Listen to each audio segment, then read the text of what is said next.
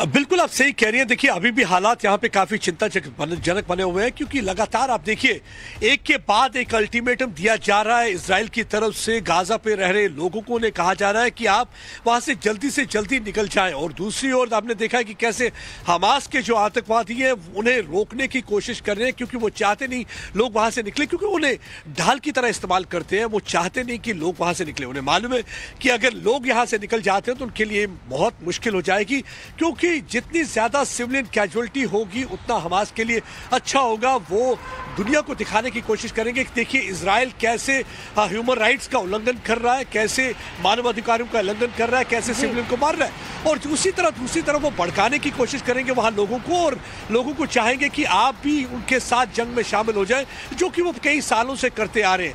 अब पूरी तरह से इजराइल ये बात को समझता है। यही एक वजह है कि लगातार कहा जा रहा है कि इन्हें एक पीस कॉरिडोर दिया जाए वहां से निकलने के लिए। और दूसरी ओर हमने देखा कि अमेरिका की भी पूरी कोशिश है कि यहाँ पे ये जो जंग है दूसरे हिस्सों तक न फैले। यही एक वजह है कि अमेरिका के सेक्रेटरी फॉर स्टेट जो है एंटनी ब्लिंकन, और जो इस समय है अरब के मुल्कों का दौरा कर रहे हैं। इजिप्ट में वो कल बातचीत कर रहे थे, और वो चाहते हैं कि ये लोग हमास के किसी ट्रैप में ना फंसे और ये किसी जंग में ना उलझ जाए। और इस समय देखिए अगर इजराइल की बात करें तो टू फ्रंट पे लड़ाई तो वो लड़ ही रहे हैं। एक तो है हमने देखा है कि दक्षिणी क्षेत्र में जहां से हमास उन पे हमले कर रहा है ताकि गाजा में दाखिल हो जाए और हमास की पूरी तरह से रीढ़ की हड्डी तोड़ दे।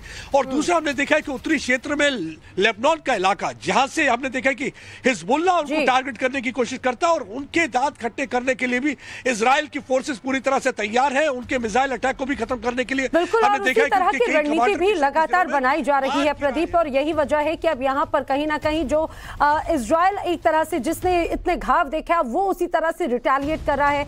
प्रदीप, आप और हमारे वीडियो जर्नलिस्ट दोनों सुरक्षित रहिए। आपका मैं दोबारा रुख करूंगी।